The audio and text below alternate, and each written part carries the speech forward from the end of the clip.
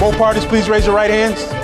20-year-old plaintiff Brittany Gordon is suing her ex-boyfriend, 20-year-old David Connor, for bail money and pain and suffering due to an assault. Brittany says David has bitten, scratched, and assaulted her on several occasions. David denies assaulting Brittany and says she actually attacked him, and he's countersuing his ex-girlfriend for stolen property. All rise. The Honorable Judge Judge Pirro presiding. Good afternoon. Afternoon, Judge. Please be seated. All right, today we have the matter of Brittany Gordon, who is suing David Connor, her ex-boyfriend, for bail money and pain and suffering due to an assault, and the defendant is suing or countersuing the plaintiff for a return of stolen property. Brittany, he's your ex-boyfriend. How did you meet? How did you get into a relationship with the defendant? I met David in March of 2007. We started hanging out daily, which turned into nightly, and which turned into him just moving in. July 2007, his mom passed, so he really had nowhere to go but me. The house was evicted, the apartment was evicted. I was there for him, he was there for me. Everything was going great. We were so in love. About 2 to 3 months after that, I did get his name on my wrist, which I'm currently in the process of removing. It was the honeymoon stage it was quick. Soon it turned into jealous and abusive. And in September 2007, there was a domestic violence incident when we were gonna break up. I dropped him off at his house. I went to give him a hug. He asked for 2 necklaces, gold chains that I had on. He had bought for me prior to the 5 months that we had already been together. Okay, so you're in a relationship, David, and at some point you want necklaces back in September? Your Honor, that is completely false. I have a police report from this September. All right, let's see the police report. That's completely... Did you buy her 2 necklaces? No, Your Honor. Those necklaces actually were snatched off my neck that night. She was dropping me off in the front of my complex. She's saying that you took 2 necklaces off of her. No, she And broke... you're saying that she took them off of you. Yes, she broke the necklaces off my neck. All right, so we're not even agreeing from the beginning. All right, this is a police report from the San Diego Sheriff's Department where David Connor is arrested. Yes. You were arrested that night. Yes, ma'am. What happened to this case? The charges were never filed. My grandparents ended up bailing me out of jail that night. That morning, me and Brittany actually talked. We went to the beach and everything. Brittany Gordon had given her ex-boyfriend David Connor a ride home. David and Brittany had ended their relationship several hours earlier. So you're both in agreement on this date, which is September the 10th of 07, you're breaking up? Yes. Okay. So the breakup, is there an argument that accompanies the breakup? Yeah, there is an argument. Okay, that's enough. Yes, ma'am. David becomes upset while giving Brittany a hug. David pushed Brittany down on the hood of her vehicle, grabbed her by the neck. He choked Brittany and then placed her in a headlock. David also hit Brittany on the left side of her face. Brittany had redness on her neck, scratches on her neck, minor swelling to the left side of her face, and complaint of pain. David was placed under arrest. David was later transported. Brittany, why was he not convicted? They told me it would be open for a year. That was his first. It was his first. How old were you in 07? I was 19.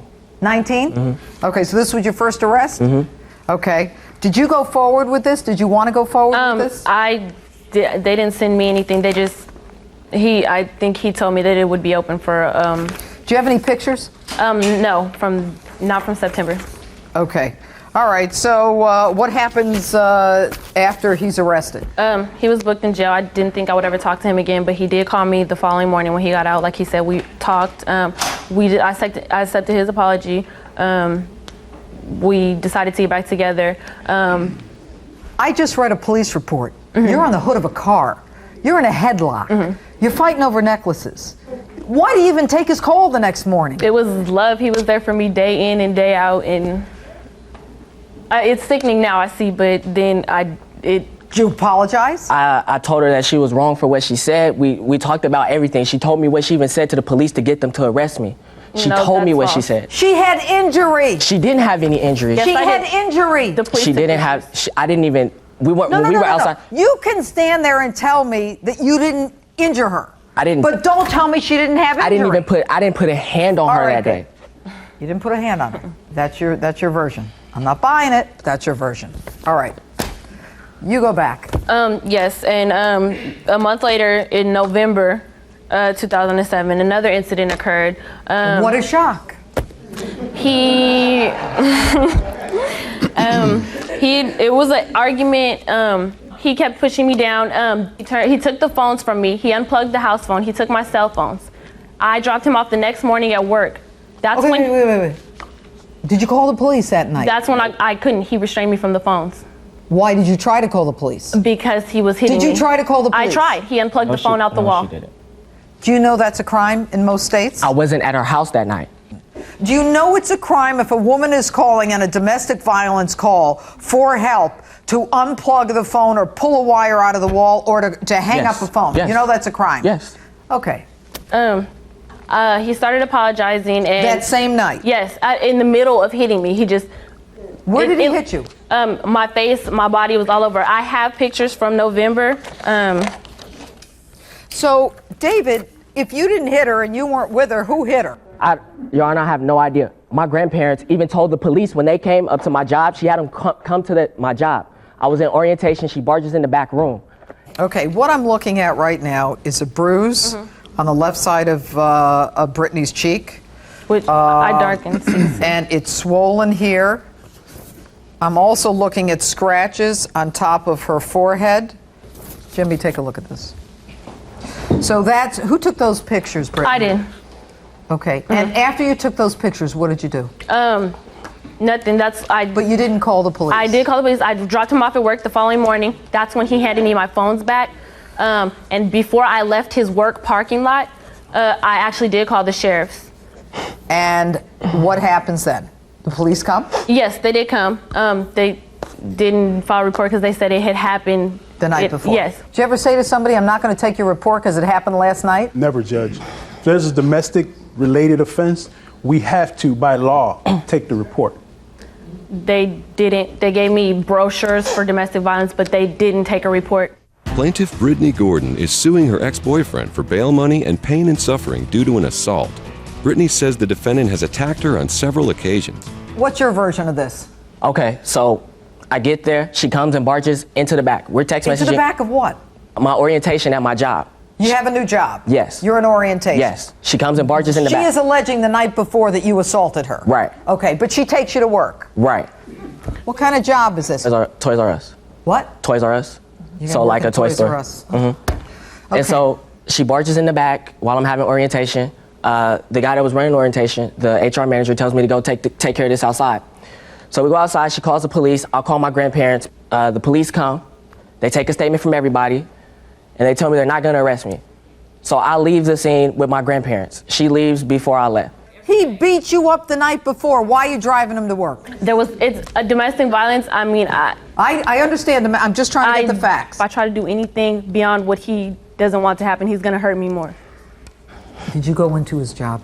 No, I called the sheriffs. The sheriffs didn't do anything. Weeks later, he did apologize. Weren't you afraid of him, Brittany? I was, but I mean, it was love. I just wanted to be with him. In February of 2008, I started seeing David again. He did stay with me, began staying with me again, and everything was fine until March 2008. There was another domestic violence incident. So we've got September 07, November 07, and then March 08. Yes. Okay, what happens in March? We had argued about a phone call he had got, and he thought I was disrespecting him. So he just started, at first he just started tossing me on walls, hitting me in my stomach at first, and then it began my face. Open. Your Honor, that's not true at all. Yes, Okay, it is. There's a report. That's not true. I'll come to you. Okay. Injury on the hand. Explain to me this injury on this area, Brittany. He had bit my hand, Your Honor, and he got charged with it. the night before, a girl called. I didn't answer. She grabs my phone middle of the night, calls the number back. It happens to be a girl. I'm getting ready for work, and she starts arguing with me. So I'm getting all my stuff outside. I'm about to leave. So I'm going down the stairs. She's crying like, "No, don't leave, don't leave!" And she starts ripped my shirt off. It was no reason for her to go through my phone. First of all, She was looking for trouble. She was looking for a reason. Oh, she was looking for a beating Yes, too? she knew Huh? she knew it was a Huh? female, so she was looking for a reason to be mad. She was looking for a reason. I did bite her hand after she ripped my shirt. We're sitting on her stairs. So after she ripped my shirt, I'm trying to get away. I bite her hand. That's when she bit my face. I scratches Where on are my the neck. pictures? The police took the pictures of me. Do you have any evidence I to don't have. corroborate this? I don't Any have medical records, I don't doctor's have- records? I didn't go to the doctor, nothing. They treated everything at the police station. I get there. When I'm locked up, I get there. I call Brittany. I'm like, dude, you got me in this. You got to get me out of this. She tells my friend. She calls one of my friends. Like, dude, I need to get this money. Can you help me out? All this other stuff. I think it's my fault. I got to get David out. That's false. What'd you say? I have the collect calls from him when he called me right after he got booked. He was telling me, get me out of here, get me out of here. Why are you even answering the phone? We've been through this before. She knew it was her fault, Your Honor, and No, she it told me wasn't. It that. was She not told my me that fault. on You the know phone. what? When I'm looking here, she's going to answer me. Okay? I don't know, You just did. yeah. So Okay. I answered the calls. So did you bail him out? yes, I did. And I have money the did you receipt for use? that. What's that? Whose money? It was mine. How much? $1,500. Is that what you're suing for today? Yeah, I'm suing for $1,400. Okay. Why 14 instead of 15? It was $1,500. $500 he paid me back already. There's $1,000, and then the $400 for pain and suffering. Your Honor, that's a lie. I never gave. 400 for what? Pain and suffering. Who are you?